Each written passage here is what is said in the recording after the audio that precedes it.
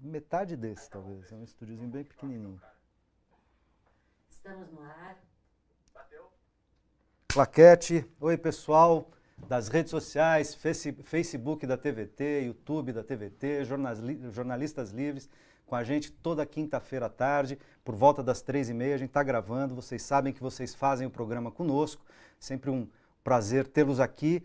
Hoje a gente vai ter um programa, eu diria, absolutamente especial para nós que fazemos comunicação, é inclusive um programa histórico. A gente tem a honra de receber aqui dois jornalistas que dispensam apresentação. Eu vou apresentá-los, mas eles dispensam a apresentação. Estou aqui com um dos maiores ícones do jornalismo brasileiro, Mino Carta, da Carta Capital, que de novo não precisaria apresentar, vocês conhecem, e com Lalo Leal Filho, Laurindo Leal Filho, o Lalo, que vocês também conhecem. Já já farei as apresentações devidas, na hora que a gente começar a gravar os blocos do programa, e espero que vocês, como sempre, mandem perguntas, comentários, todos que couber, eu ponho na roda para os nossos convidados discutirem aqui. Legal? Compartilhem aí nas redes, avisem os amigos. Quem não puder estar com a gente agora durante a gravação à tarde nas redes sociais, assiste na TV aberta à noite, 22 horas, TVT 44.1, TV digital. Todas as televisões hoje em São Paulo, grande parte do interior do estado, são televisões digitais.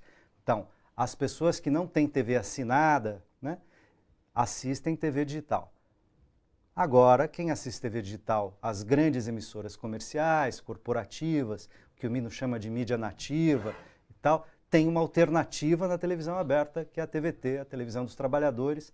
É uma televisão posicionada, não acredita em neutralidade na mídia, posicionada e honesta, procura fazer um jornalismo plural, comunicação plural, democrática, mas com posição. Uma posição que faz reverberar aqui, você também já sabe, os movimentos populares, movimentos sociais, o movimento sindical. Né?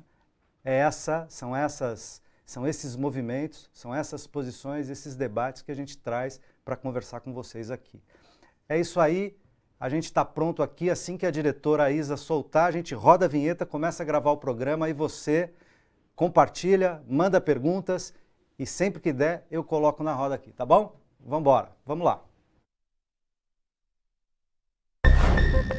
No momento de agravamento da crise política e institucional, com a agenda do Congresso voltada a retrocessos, sem sinais de recuperação econômica efetiva e num estado de exceção que cresce sobre o enorme esgarçamento dos poderes da República, a disputa de narrativas na mídia fica ainda mais acirrada. Aliás, fica cada vez mais clara a distinção entre os que fazem e os que fingem fazer jornalismo. No país onde os veículos de comunicação de massa estão concentrados nas mãos de poucos, que historicamente atendem a interesses políticos e econômicos privados em detrimento do interesse público, é imperativo resistir e urgente fazer contraponto em defesa dos fatos e da democracia.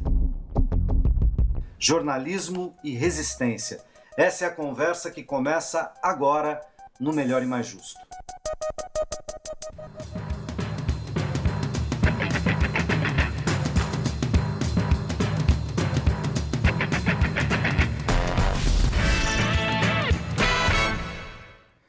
Para falar sobre esse assunto, temos a enorme honra de receber Mino Carta, jornalista, editor e escritor, e Laurindo Leal Filho, sociólogo e jornalista.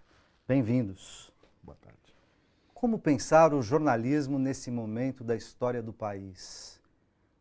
Mino, o que dá para dizer do jornalismo no Brasil de hoje, que ontem, inclusive, assistiu, como em 64, as tropas das Forças Armadas investirem contra populares em Brasília? Bem, o que se pratica no Brasil hoje, pela imprensa e pelos demais meios de comunicação midiáticos, não é jornalismo, é propaganda. É preciso entender claramente que uma coisa é jornalismo e outra é propaganda. Ou seja, você se apresentou dizendo nós temos posição. Todo mundo tem posição.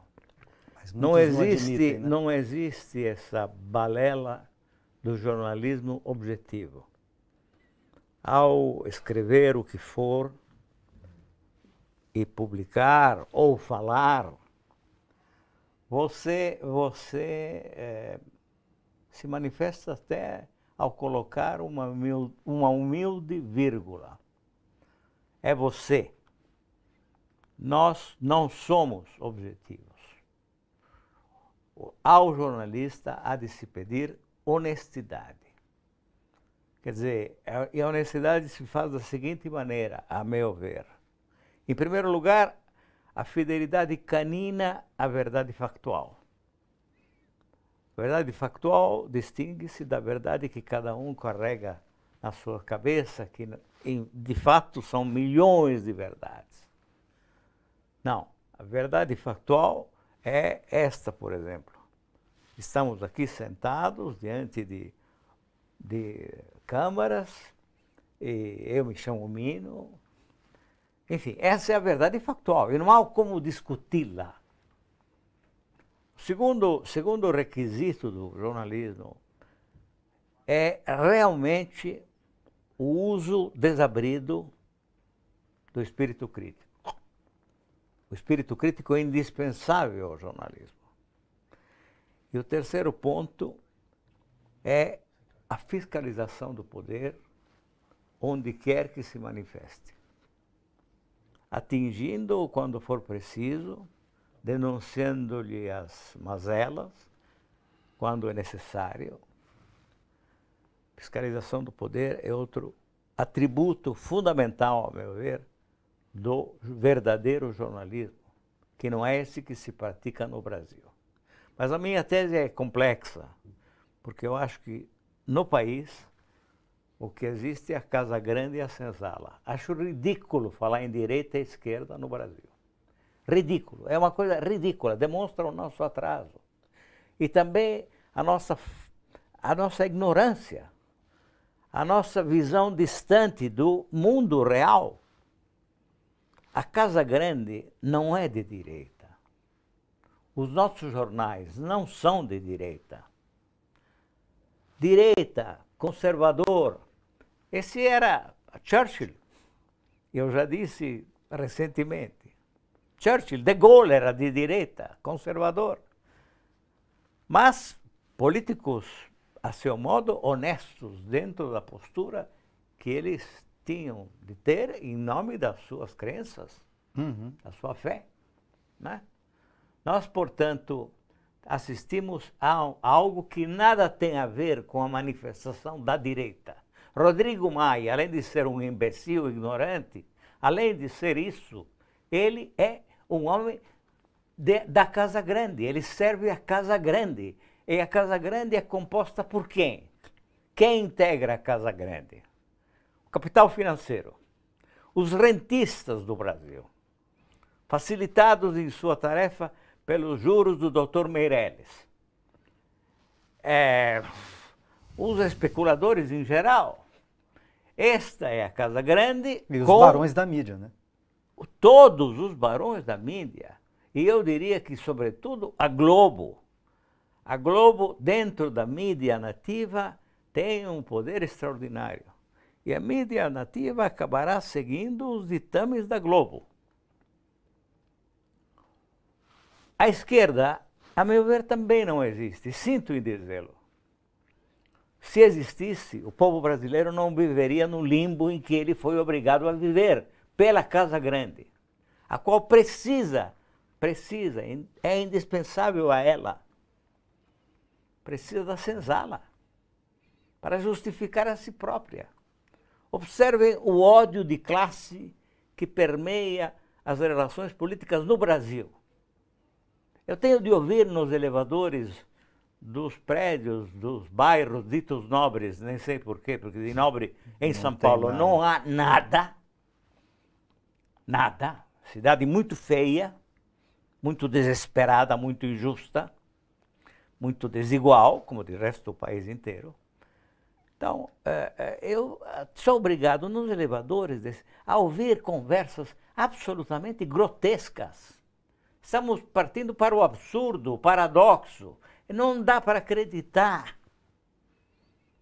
Esse é o problema do país. E a esquerda, se existisse, de fato, eu não excluo que haja muita gente que é de esquerda, sinceramente, e há muito tempo se bate ao sabor de uma fé de esquerda. Mas a esquerda como um todo, a meu ver, não existe, porque, caso contrário, se existisse, o povo brasileiro seria diferente do que é.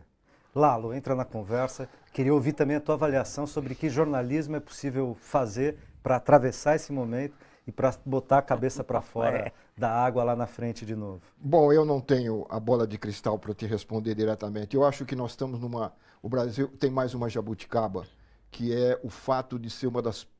talvez a única grande democracia do mundo que tem uma mídia tão... Democracia?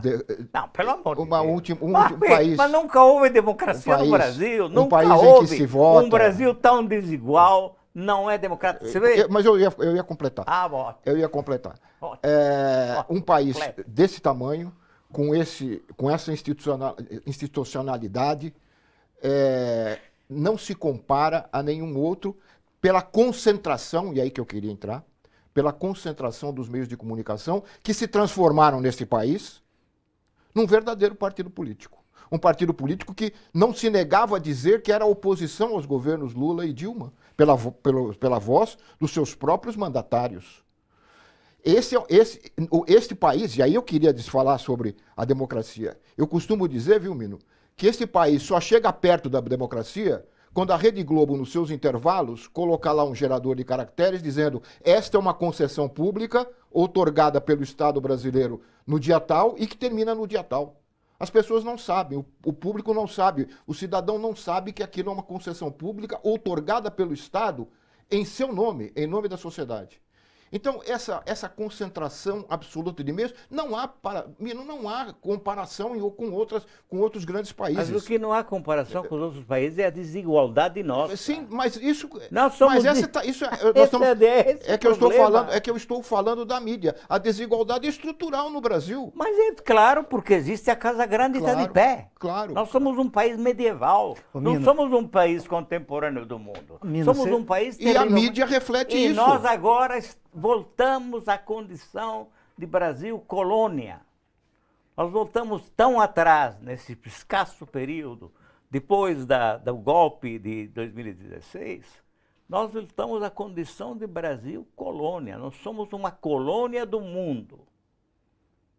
É essa a verdade. Não se discute Eles isso. Estão vendendo o país, estão vendendo aqueles recursos que a natureza deu ao Brasil de uma forma extremamente generosa, como não deu a ninguém mais. Eles vão vender tudo. Vão vender tudo. Porque é muito fácil ser É que súbito. A pergunta do Tuto referiu-se basicamente à questão da mídia. Sim, mas eu tentei responder a questão da mídia. Mas a mídia, ela serve ao poder. Claro, e reflete concordo plenamente com a sua análise, mas ela reflete e é fruto dessa desigualdade. Agora, a gente viveu, de um modo ou de outro, de maneira mais precária, de maneira mais incompleta, um período de tentativa de construção de uma democracia, ainda que uma democracia representativa, sem mecanismos de representação direta, que não chegou às franjas, às periferias da cidade. Desde quando? Desde 1988, não é? Esse período 85, chamado... se diz. 85, mas com a Constituição de 88. Mas nunca houve redemocratização. Nós temos que olhar as coisas como elas são, não podemos nos iludir. Mas que ter redemocratização? Sarney seria um democrata deles. E vão conseguir. E por que toleraram? E vão conseguir, Mino, diante da nossa inércia. E Mino, por que toleraram 12 anos de Lula e Dilma? 13, né, na verdade. Por que toleraram? Porque, veja, isso não estava no script da Casa Grande. Tá não, certo? mas podia estar, porque o Lula se preocupou de lançar uma carta aos brasileiros, porque o Lula chamou o Dornelles para ser Meirelles. Perdão, sempre confundo o Dornelles com Meirelles. Para ser presidente do Banco Central. O Henrique, do Banco Central. E se a Dilma não se cuida, ele queria o Meirelles, não o Dornelles, mas um vale o outro. Queria o Meirelles no Ministério da Fazenda. Quer dizer, esse tipo de concessões demonstram acreditar ainda no impossível, ou seja, a conciliação. A conciliação no Brasil só existe na elite, dentro da Casa Grande. Eles se desentendem e acabam se entendendo e está tudo bem. E tudo continua como antes. O capital os unifica, o dinheiro os unifica. Eu já vou colocar pergunta dos internautas aqui na roda. Lalo, Jaqueline Ferreira Aguiar, Lalo e Mino também, porque ela faz referência à Carta Capital aqui. Jaqueline Ferreira Aguiar, Terry. Acho que é Terry, né, Jaqueline? Pergunta o seguinte, por que não criar uma televisão, por exemplo, com o Grupo Carta e a TVT? Uma televisão que estivesse mais no campo da esquerda? Bom, eu comecei falando exatamente sobre isso.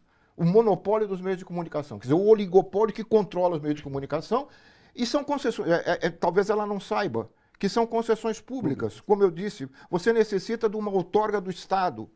E o espectro por onde circulam as ondas, essas imagens, esse som que chega na sua casa, ele é público, mas ele é controlado pelo Estado, porque senão seria uma confusão total, né? Se você pudesse qualquer um colocar no ar imagens e sons. Então o Estado regula esse espaço público e entregou esse espaço público para essas grandes empresas comerciais, que estão aí há anos e tem na Globo o seu carro-chefe. Quer dizer, na verdade, e aí, Mino, o governo do PT, o governo do Lula, perdeu a grande oportunidade de redefinir esse espaço público, como a Cristina fez na Argentina. O que aconteceu na Argentina? Pegaram o espaço público e dividiram em 3 partes. 33% ficou para as emissoras comerciais, tipo Globo, etc. 30% para as emissoras particulares sem fins lucrativos. Públicas, portanto, comunicação pública. E outro 30% para as emissoras públicas. Estatais. Estatais. Quer dizer, dividiu o espectro. Quer dizer, não fez censura nenhuma. Permitiu a concorrência de ideias, fazendo com que as ideias pudessem circular livremente na sociedade. Mas a Argentina é melhor que o Brasil, desse ponto de vista. Principalmente, não dá para fazer comparações. Pois é. Na Argentina, já que estou falando numa televisão dos trabalhadores, na Argentina, os sindicatos sustentam o jornal Página 12, porque sabem perfeitamente que o mais importante é o que está escrito. Os latinos diziam com muita clareza, verba volant, scripta manet. As palavras voam, o que está escrito fica.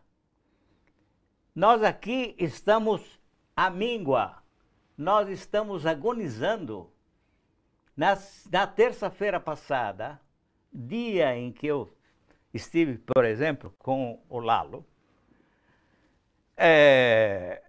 eu tinha recebido um ultimato da gráfica, dizendo, se vocês não me pagarem 30... Eu estou falando de coisas pequenas, num país onde falamos de bilhões com uma tranquilidade absoluta. Os jornais escrevem bilhões como se fosse uma coisa assim, uma migalha que cai da mesa do Deus, diretamente da mesa de Deus. Então, 35 mil reais para poder imprimir essa revista. Se vocês não nos pagam até quarta, ou seja, o dia seguinte, vocês não saem com a revista. Muito simples. Eu tenho 400 reais no banco, não tenho mais nada. Tenho um apartamento, felizmente, e tenho um carro. Né? Quem nos ajuda? Ninguém. Ninguém. Nós temos que fazer uma campanha esperando que as pessoas comprem a revista e façam uma assinatura. Esse é um processo, evidentemente, muito longo. Estamos à míngua e estamos a ponto de morrer.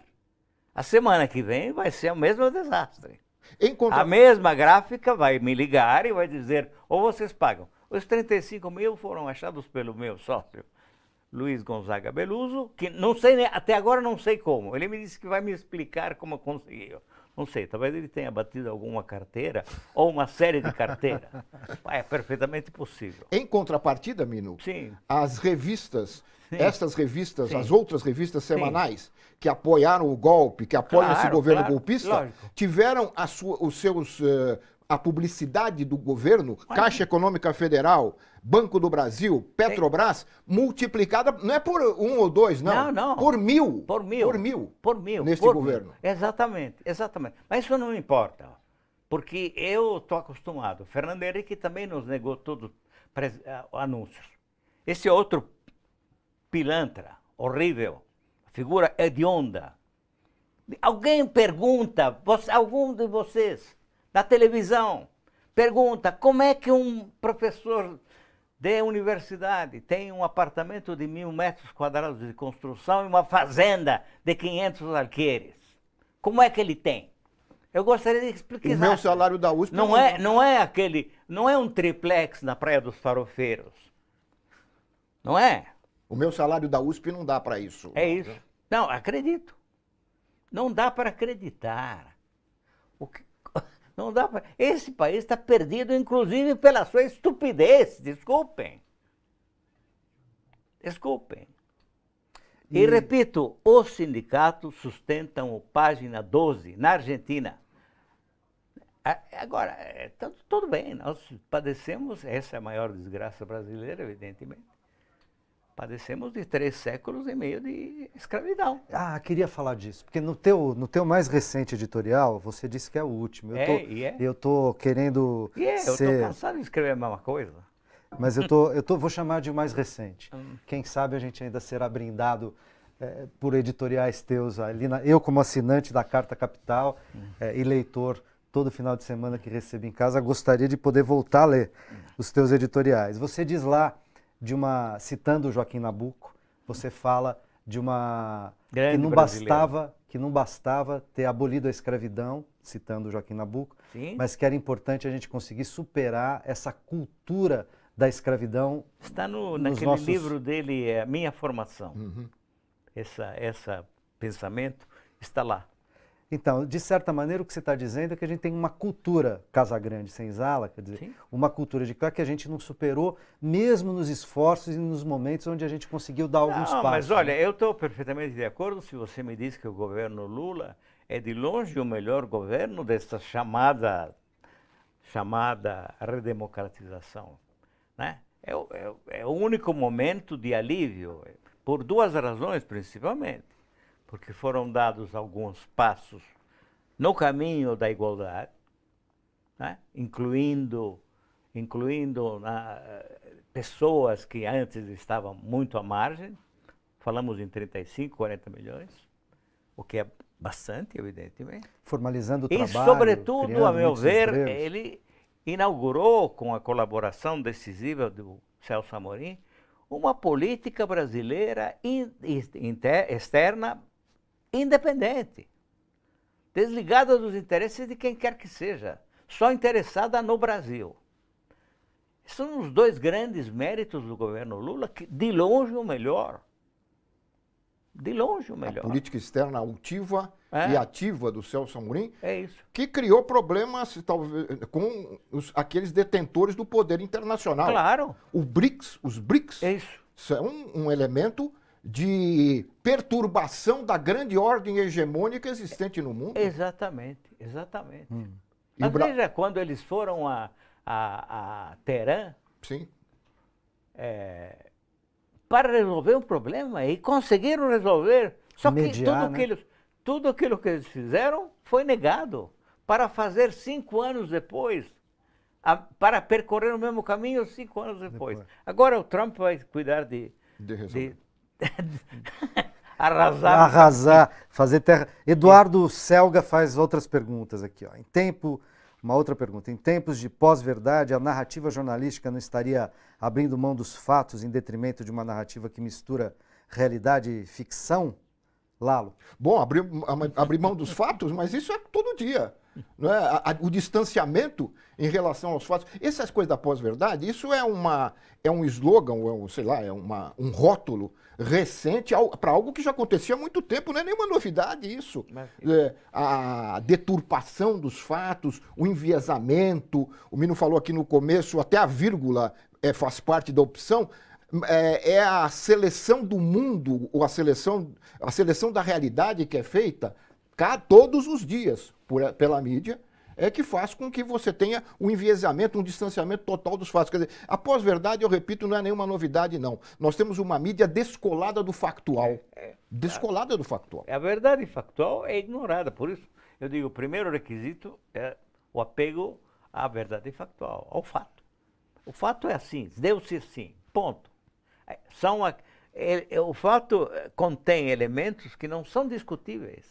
Teve um momento que a Folha de São Paulo colocou uma ficha falsa da presidenta Dilma, a ficha do DOPS falsa, e disse que... E depois a justificativa foi o seguinte: bom, não tínhamos certeza, mas também não tínhamos certeza, mas podia ser, então demos. Talvez esse seja o melhor exemplo para responder aí ao telespectador, não é? Se dá porque interessa e ainda tem essas justificativas mambembes como essa. Temos mais perguntas, vou tentando colocar na roda aqui. Ó. Daniel Silva, o que podemos fazer para ajudar a democratizar os meios de comunicação e acabar com os grandes monopólios que existem no país?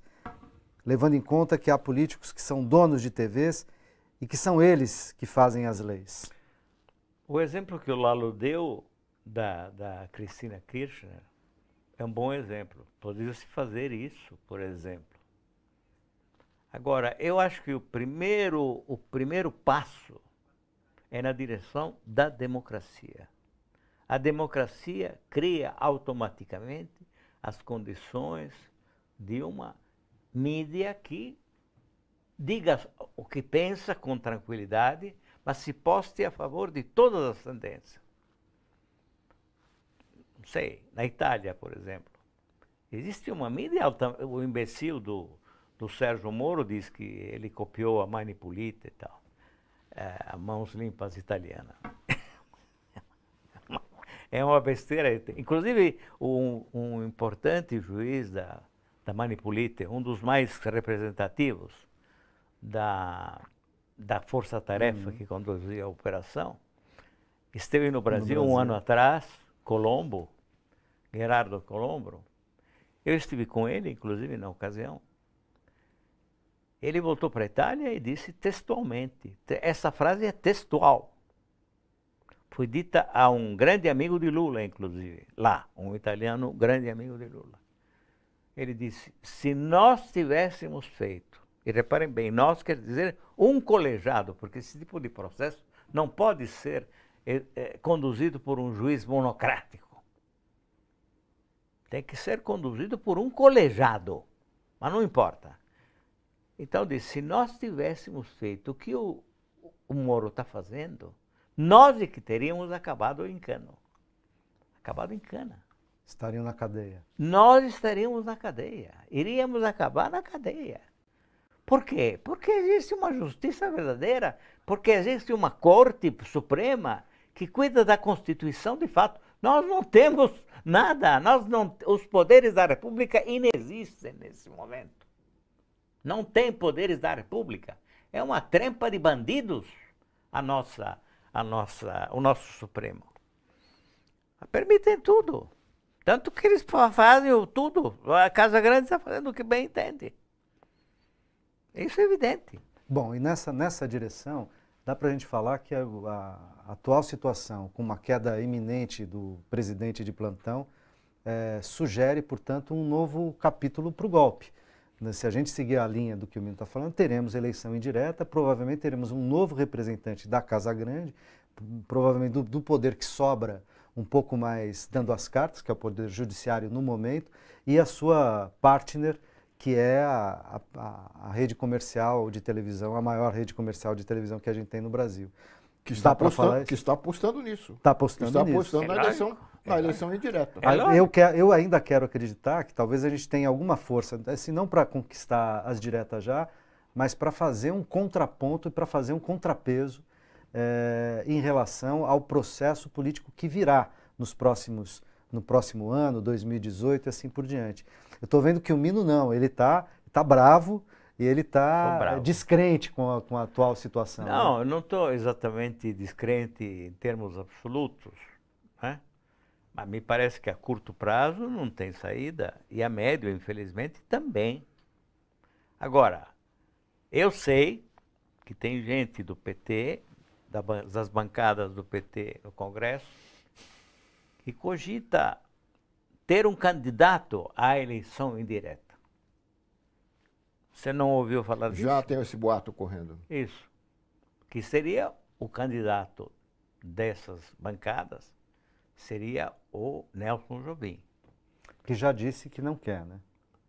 Talvez disse... valorizando o passe, não sei, mas Sim, ele mas disse que não quer. Pode para não contarem com ele, né? Pode ser, mas eu acho que o PT entende que Nelson Jobim seria potável. Claro. O que você entende? Não, eu acho que não. Essa é uma alternativa, mas eu acho que quer dizer, alternativa pela eleição indireta. Sim. Não é isso? Sim. Agora, eu acho que a situação ainda está nebulosa do ponto de vista da escolha de quem será o candidato. Né? Eu acho que o Nelson Jobim, se fala no Nelson Jobim, e ele diz isso, mas eu acho que é realmente como você disse, quer dizer, valorizando o passe, porque ele é o que tem mais trânsito, né? No PT, no PSDB, foi ministro do Fernando Henrique, foi ministro do Lula, foi ministro da Dilma. Né? Isso já vem sendo falado há algum tempo, não é de agora. Sim, claro, claro, mas de fato eu no meu artigo falo dele, entre outros. Mas os nomes cogitados são esses, né? Nelson Jobim, Carmen Lúcia, o próprio Henrique Meirelles e agora Rodrigo Maia, né? São os nomes mais falados no momento. Tasso Gereissati. É verdade, esqueci desse, sim, o quinto nome. Porque se falava em Fernando Henrique, ele também se tirou do jogo, né, recentemente. Rodrigo Maia. Rodrigo Maia isso chega a ser uma farsa, né? Porque Rodrigo Maia é personagem de uma farsa, de uma ópera bufa. É um coitado absoluto, assim, mas uma coisa deplorável, um desastre humano. Corremos o risco de tê-lo. Claro. É lamentável. Até 2018, na melhor das hipóteses. Eu preciso fazer um intervalo, mas a gente já volta, não sai daí.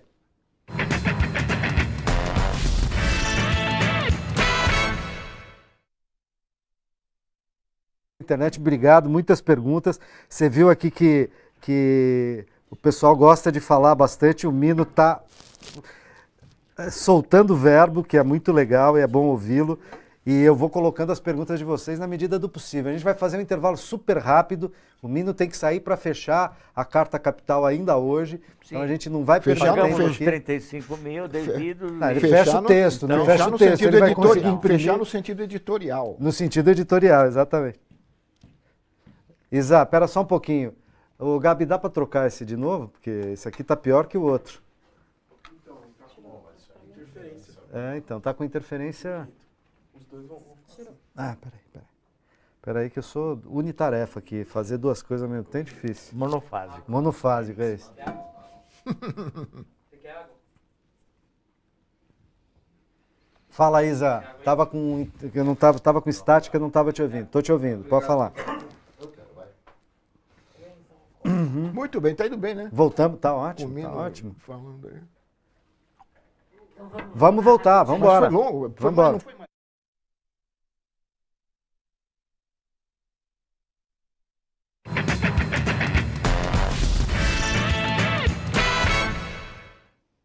Estamos de volta. Jornalismo para defender a democracia no atual momento político, social e econômico brasileiro. Estão aqui comigo para essa necessária discussão dois jornalistas e dispenso apresentações. Mino Carta, jornalista, editor, escritor, e Laurindo Leal Filho, sociólogo e jornalista. Eu abri a cabeça desse bloco falando em defesa da democracia. O Mino está tão bravo que ele diz não há mais democracia, se é que algum dia houve. Não, nunca houve. Eu garanto a vocês que nunca houve democracia. No tempo de Lula e, digamos, primeiros 2, 3 anos do primeiro mandato da Dilma, o Brasil se aproximou muito de uma democracia. Se aproximou bastante. Mas ainda com uma restrição difícil, que é o monopólio dos meios de comunicação. Não, com esse monopólio, o monopólio dos meios de comunicação, a democracia não vai e pra frente. um combate muito no começo ainda à desigualdade social. Sim, sim. A gente teve, na verdade, embora os dados da época do presidente Lula, sobretudo, e dos primeiros anos da presidenta Dilma, você tem dados de diminuição da desigualdade no Brasil proporcionalmente maiores do que houve na Alemanha pós-guerra, na Europa pós-guerra. Mas sem dúvida. Só que, foram dados muito expressivos. Estamos falando de países muito diferentes. Sem dúvida. Porque a Alemanha é um país extremamente culto, com uma tradição de cultura antiquíssima.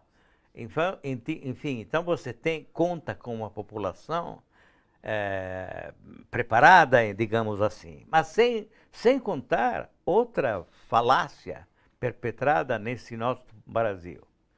A falácia de acreditar que existe uma classe média.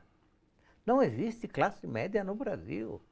Existe uma minoria privilegiada, secundada por muitos que gostariam de chegar a viver dentro dessa minoria privilegiada sem qualquer compromisso político. Sem crença alguma, e com um despreparo e uma ignorância monumentais, uma disposição para a vulgaridade que não é concebível num país civilizado, nem digo democrático, civilizado. A capa da Veja, com o retrato de Marisa, é algo inimaginável num país civilizado. A campanha das lojas Marisa, por ocasião do Dia das Mães, é outra coisa que não existe. Agora, é importante dizer que, inclusive, país civilizado. Chegamos ao fundo do poço. É, inclusive, importante dizer que, por exemplo, a Veja é user e vezer em fazer isso, nesse momento, de maneira posicionada politicamente, partidariamente, mas ela fez isso ao longo da história, ela fez esse tipo de, digamos, de descalabro público com Cazuza. Sim. É verdade. Não é? Quer dizer, essa coisa do escárnio das pessoas, como fez com Marisa Letícia, com Dona Marisa agora, fez com Cazuza. Isso, de algum modo, fez parte, a partir de um certo momento da Veja, que ela abraça um certo tipo de comunicação, no mínimo, duvidoso do ponto de vista de uma tentativa de fazer mídia honesta, para usar a expressão que você usou, né? É isso. E Lalo, de todo modo, isso que o Mino está dizendo, mas a gente teve, o Mino fala uma coisa que me parece relevante, dizer, olha, a gente teve no Brasil uma modificação em termos de desigualdade, era muito mais desigual, muito mais do que os países da Europa, no pós-guerra, na República de Weimar, por exemplo, né? No entre guerras, depois no pós-guerra. Mas você tem aqui uma mudança nos períodos Lula e Dilma, em termos de distribuição de renda, políticas sociais e tal, que elas são proporcionalmente maiores do que o que houve na Europa. No entanto, para uma população que não incorpora isso como direito de fato e não luta por isso, né? Quer dizer, ela não defende isso como dela. Tanto é que quando a gente, imediatamente as nossas instituições foram fragilizadas com o que aconteceu com a presidenta Dilma, você jogando 55 milhões de votos no lixo, né? Parece que tudo aquilo que havia avançado retrocedeu muito rapidamente, né? Se desfez muito rapidamente, né? Sem dúvida. Não, e essa ascensão, né? E não é só a econômica, mas também a ascensão à escola, quer dizer, a universidade, né? Com quantas milhares de famílias que tiveram nesse período o primeiro integrante da família a chegar a um curso superior. Tudo isso, mas isso não foi articulado com a ideia de que havia um Estado, havia um governo propiciando essa ascensão. E isso, eu acho que essa questão cultural, ela não foi trabalhada cultural e política, não foi trabalhada com maior atenção e cuidado por esses governos. E aí, o que você vê hoje são jovens dizendo, bom, eu cheguei à universidade pelos meus méritos. Né? Porque Deus quis. Enfim, um avanço das igrejas, que foram, inclusive, muito apoiadas pelo governo Lula. Mas é por isso que eu sustento que a a esquerda não existe. Entende? Por quê? Porque se existisse, ela teria usado os argumentos certos. Ela teria se esforçado ao longo, além de tudo, das décadas, teria se esforçado para politizar o povo de alguma forma, para conscientizar o povo, como se dizia quando eu era jovem. Isso não foi feito. Não aconteceu. Então, por isso que eu digo, cadê a esquerda? Eu tive oportunidade, Mina, eu tive oportunidade de acompanhar por dentro o surgimento e o enraizamento do Partido dos Trabalhadores. Na década de Mino também. Na década de, mais do que até, na década de 80, você via o enraizamento do partido nas periferias, com a presença muito forte da igreja progressista. Sem dúvida. Esse espaço foi deixado, e como na política não há espaço vazio, ele foi ocupado pelas seitas religiosas que fazem que tem esse discurso da meritocracia, que tem esse discurso da prosperidade, do individualismo, do consumismo como valor. Eles ocuparam o espaço deixado pelo Partido dos Trabalhadores, pela esquerda. Inclusive ganharam várias concessões de meios de comunicação. Além disso, né? Não só, aliás, é outra jabuticaba. É outra jabuticaba. Como é que você recebe uma concessão pública de um canal de televisão, né, praticamente de graça até pouco tempo, e você aluga parte ou toda daquela concessão para um terceiro, para uma igreja? A Rede Bandeirantes vive disso. Tem um canal da Bandeirantes que é 24 horas por dia alugado para uma confissão religiosa. Quer dizer, ela aluga o que não é dela, porque aquilo não é dela. É um espaço público. E as pessoas não sabem disso, Mino, porque elas se informam pela televisão. As pesquisas mostram. Apesar da importância do papel, isso que eu concordo plenamente, mas no Brasil não é, a maioria absoluta da população se informa pela televisão. E, obviamente, a televisão não conta, que ela não é dona do espaço, ela é uma simples concessionária. É por isso que a Globo é dona do país. Embora seja uma concessão, ela é dona do país.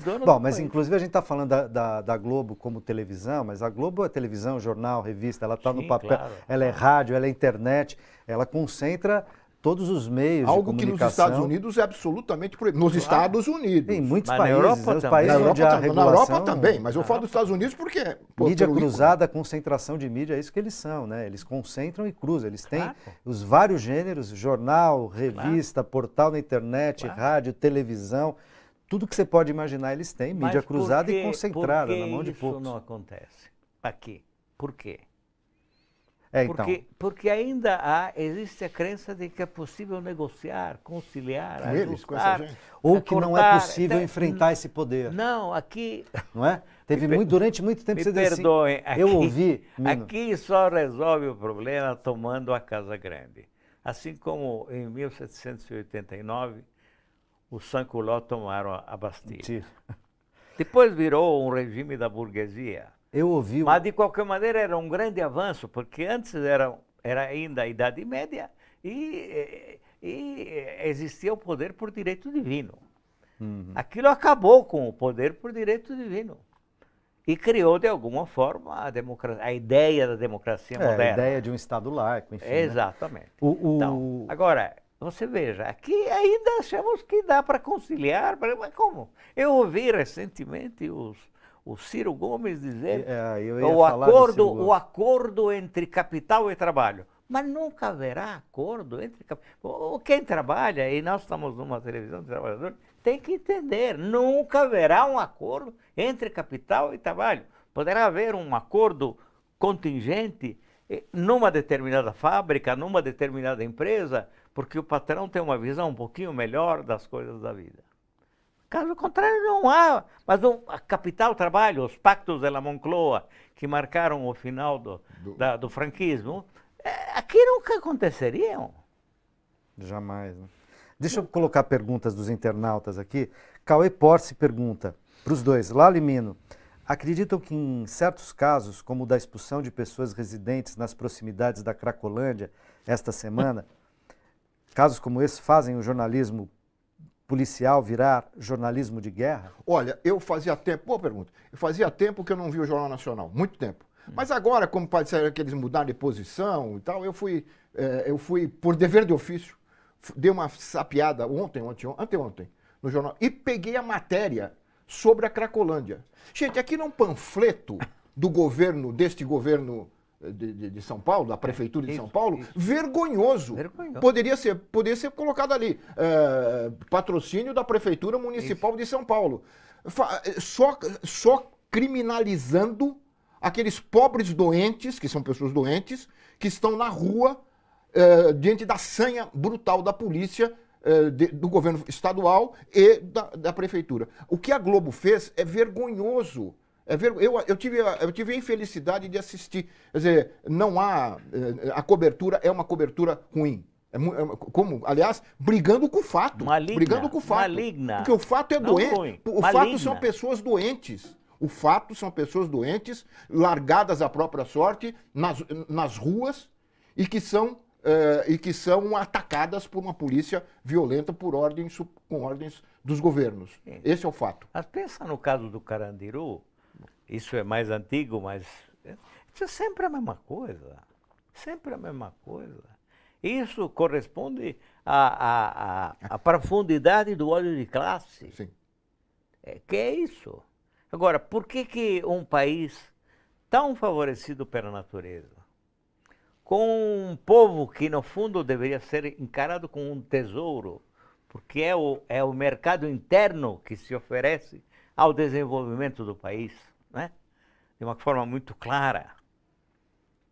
Por que um país dessa qualidade, dessa riqueza, sem tamanho, não é um paraíso terrestre?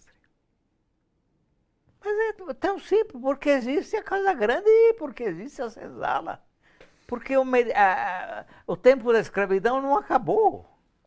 Ô, Cauê. Essa matéria da Globo, eu queria dizer, é a porta-voz da Casa Grande. Então, a Casa Grande diante daqueles pobres que estavam na senzala. Aquilo é uma senzala. É claro que é uma Aquilo senzala. É uma senzala. Ô, Cauê, por isso toda a favela é uma senzala, imagine. O Mino e o Lalo estão respondendo que sim, né? O jornalismo, para certas matérias ao menos, virou jornalismo de guerra, definitivamente, né? O Carlos Júnior pergunta, mais do que democratizar, o que os veículos de comunicação devem fazer para superar as suas crises financeiras, que atingem os grandes e, sobretudo, os pequenos?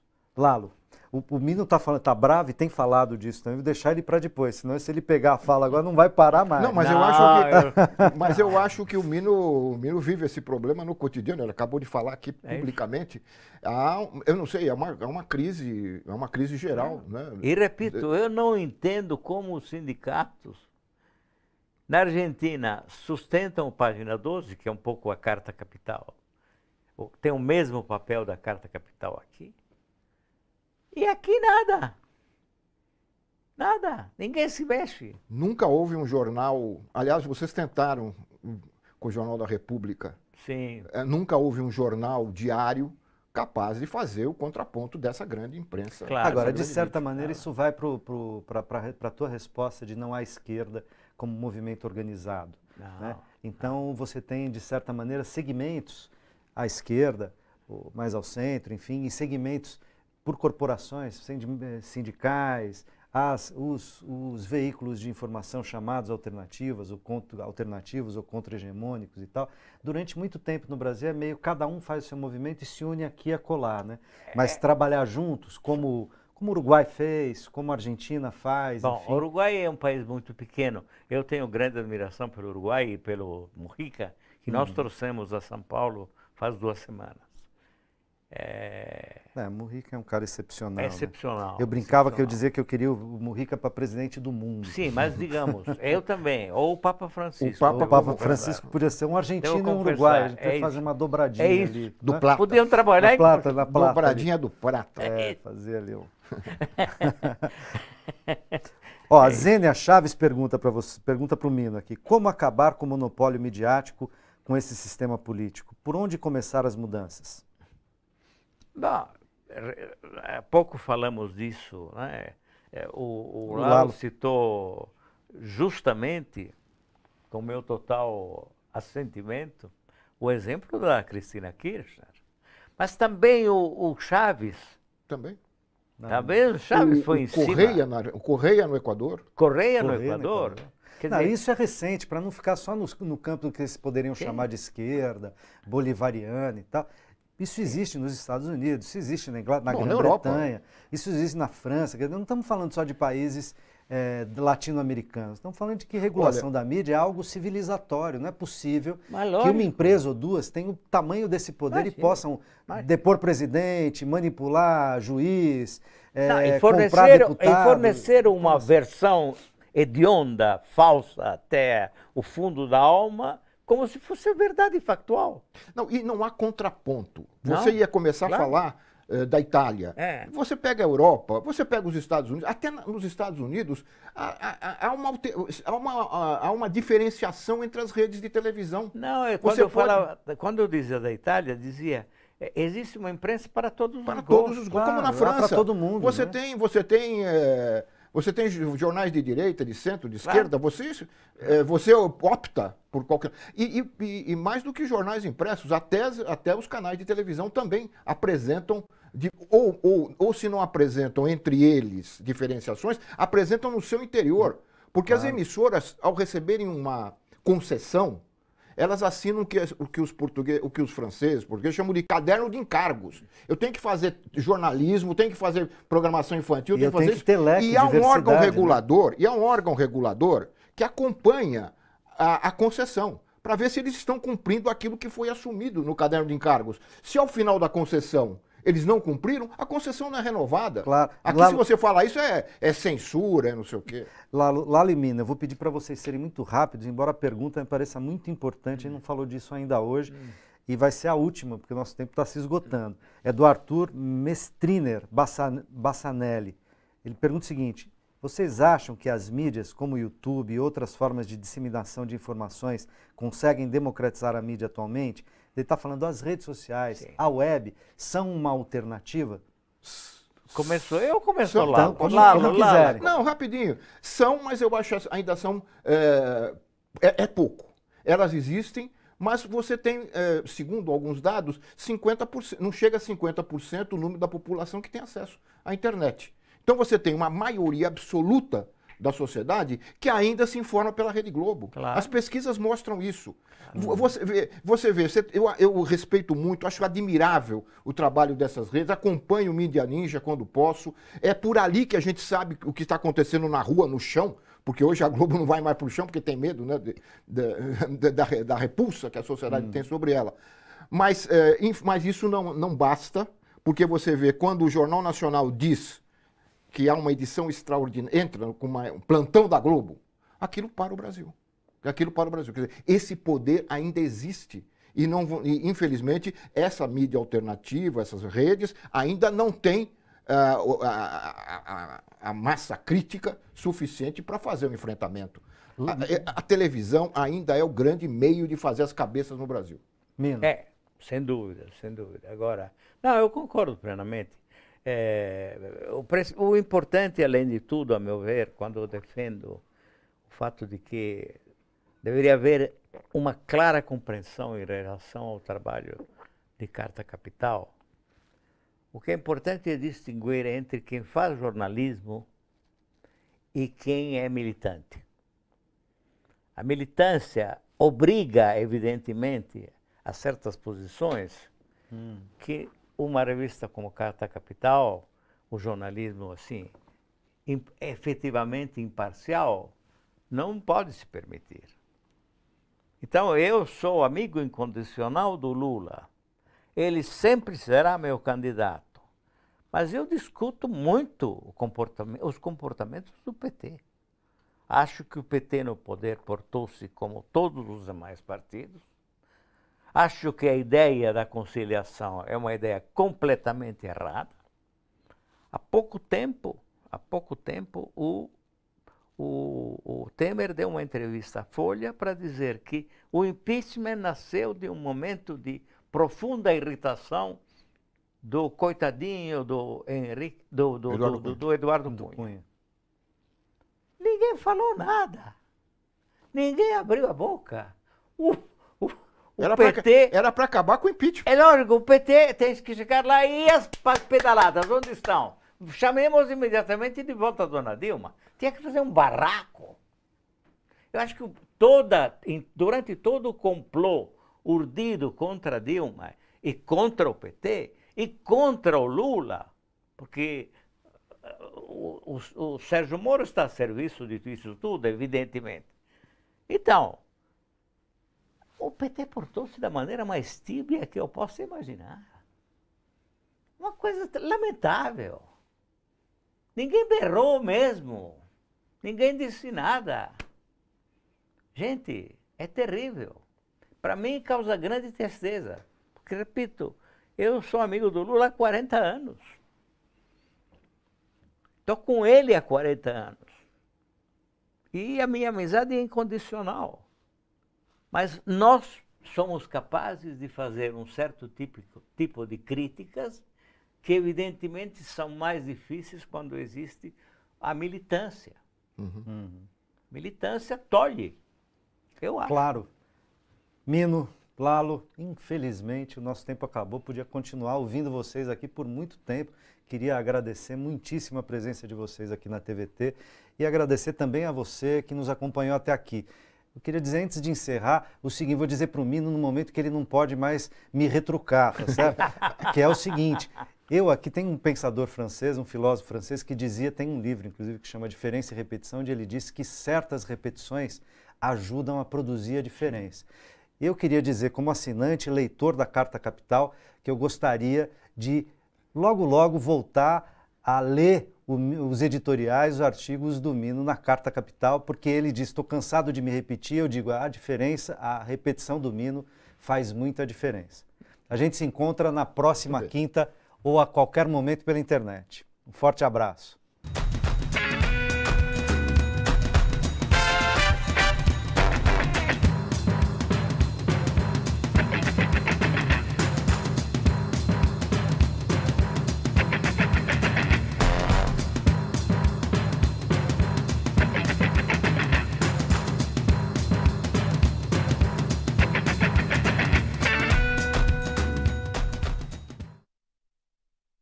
Na internet, muito obrigado. Olha, eu soube e quero agradecer muito fortemente que a gente teve uma audiência enorme, meio recorde de todo mundo que não saiu.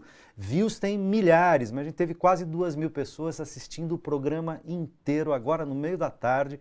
Então, muito obrigado, obrigado pelas perguntas que vocês mandaram. Coloquei tudo que deu aqui na roda. Quem não teve as perguntas ou comentários colocados na conversa, desculpem, é que não cabem todas. Quero agradecer muitíssimo, eu sei que essa enorme audiência e participação à tarde tem a ver com os nossos convidados, Lalo e Mino Carta, a quem eu agradeço de novo muitíssimo. E avisa aí que o programa foi legal, que quem não assistiu agora pode assistir na internet a qualquer hora ou na TV aberta hoje às 22 horas, TVT 44.1. Obrigado, até quinta que vem. Por volta das 3h30 da tarde, tá bom? Tchau.